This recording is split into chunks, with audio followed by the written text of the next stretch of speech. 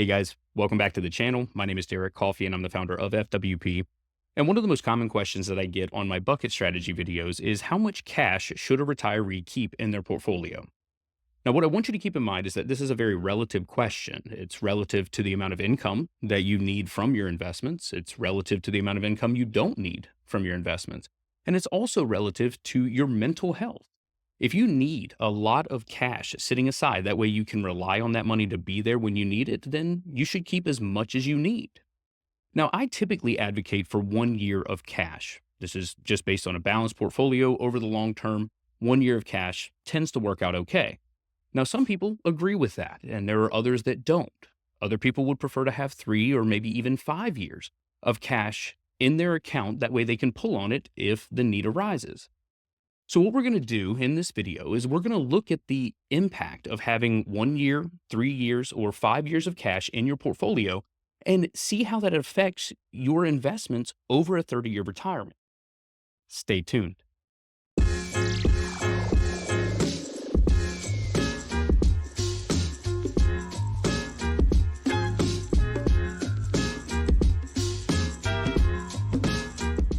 Now, if you've never heard of a bucket strategy, the easiest way to explain it is a way for you to visualize where your money's going to come from once you're retired.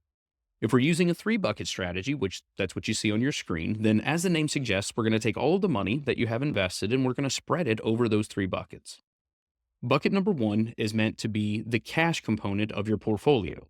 It could be 1 year, 2 years, 3 years, however many years of income need that you want to have set aside is going to be in cash in bucket 1.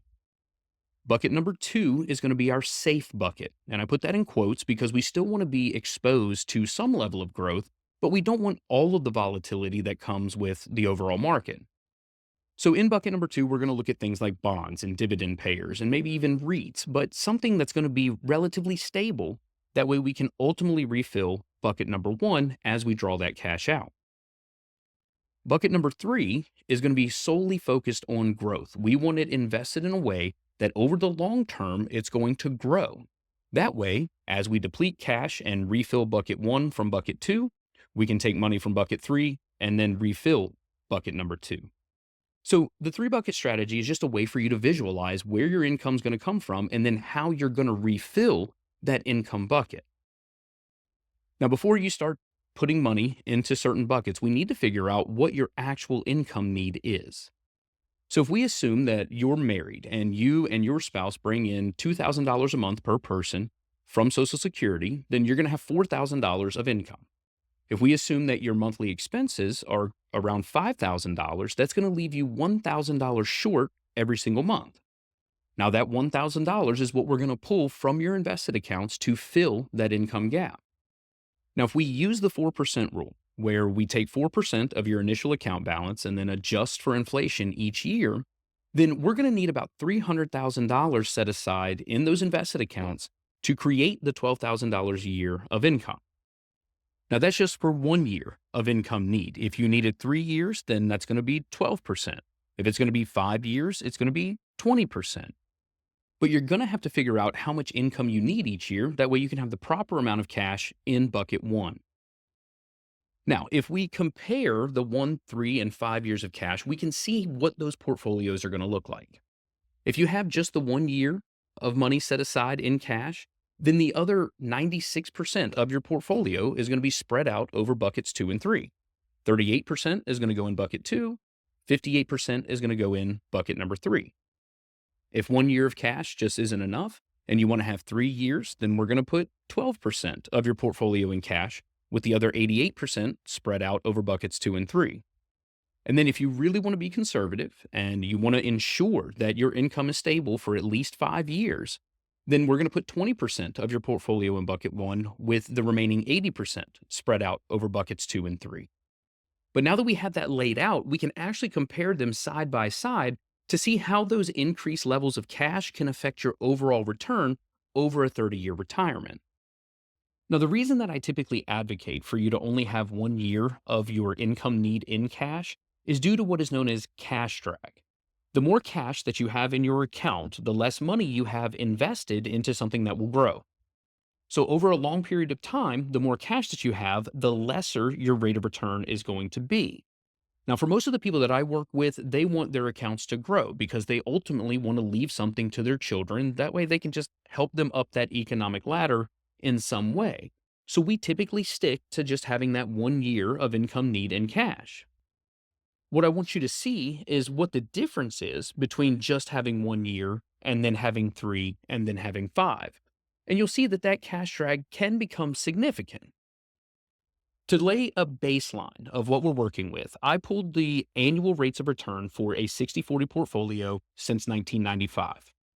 Over the last 30 years, a 60/40 portfolio where 60% is in stock, 40% is in bonds, we have no cash exposure, has returned almost 8.6%. From 1995 to 1999, everything was great. We had double digit positive returns. From 2000 to 2002, we had 3 straight years of negative returns. So when people say, hey, why not 3 years of cash? I can't argue against that because within just the last 30 years, we have seen 3 consecutive years of losses in the overall market. So the argument for having that 3 years in cash is very valid. Now, after 2002, we had some really great market returns. We ran into 2008 where we lost 20%.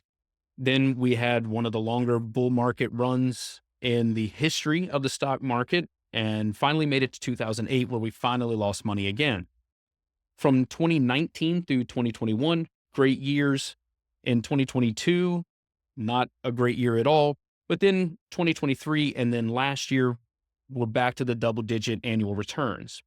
We add all of those things up, that gets us to the 8.6% average rate of return. So now if we go with my philosophy of just doing the 1 year in cash, the other 96% in the 60/40 portfolio, we experienced the same ups and downs as the overall market did. But with that cash, it did help buffer some of those down years. We still had really great years, the first five. We had the 3 years of losses from 2000 to 2002. And we followed in step with the overall market. Still lost money in '08, '18, and '22, but in the very end, a $300,000 account with only 1 year of income in cash would have grown to $1.6 million. Now, if you don't care about the amount of money that your children inherit and you want to make sure that you're as stress free as possible in your retirement, you could ratchet up the amount of money that you have sitting in cash. If we go to 3 years in cash, you're still going to see all of the positive years be positive. You're going to see all of the negative years be negative. But at the end of those 30 years, you have $1.38 million as opposed to the 1.6.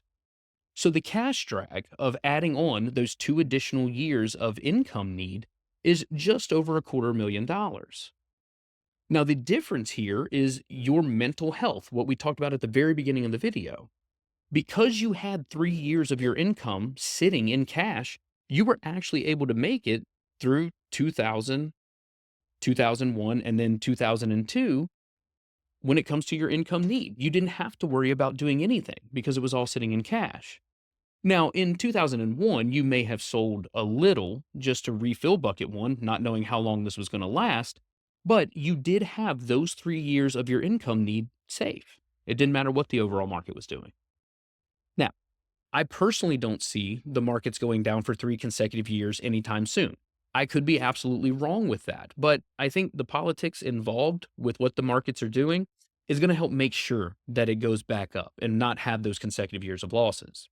Now, if you're concerned about market losses that may last more than 3 years, then 5 years is probably going to be the right answer. So if we do the same thing, we move 5 years of your income need in cash, still doing the 4% withdrawal. At the end of that 30 years, even after the ups and downs, you're going to have $1.1 million left in your account. The cash drag for adding 4 years of your income need to your cash bucket is $480,000. Your kids still get to inherit the 1.1 million, but you had the peace of mind that if there was ever a 5 year drawdown in the market, you had cash sitting there. Now, one of the benefits of having that additional cash that I didn't go over while we were looking at the rates of return is that that additional cash can allow you to avoid selling positions in a down year. If you only had 1 year of your income need in cash, then in 2000, 2001, and 2002, you would have been selling something at a loss to refill bucket one. If you had 3 years of your income need in cash, then you were able to limp your way through it. If you had 5 years of your income need in cash, then you had nothing to worry about. You had the 3 years of your income covered, you had 2 additional years of your income sitting there, and that actually allowed the other 80% of your portfolio to recover with the overall market. And this is what I mean by the amount of cash in your portfolio being relative. If you have enough Social Security income and maybe some pension income where you don't need to pull any money from your investments to live, then you can be as risky as you want. You don't have to have any cash. You could go 0% and then maybe a 60/40 portfolio and let it do its thing. But if there is an income gap that needs to be filled, then sure, you should absolutely put something in cash. If you're more on the risky side where you want to have as much of your money working for you as you possibly can, then 1 year will do it. Just understand when the markets perform poorly, you're going to have to sell at a loss to refill bucket one. If you're on the other end of that spectrum and you really don't like being invested, then go with the 5 years. That way, you know that for the next 5 years, your income is secure. But please keep in mind it's all relative to you and your specific situation. I want to thank you so much for tuning in. If this video or any of the other videos that I've put out has provided you value, then hit that subscribe button. If you wanted to see how I operated a three bucket strategy and the investments that I used when I managed money, then check out this video right here. But I thank you so much for tuning in. I'll talk to you soon.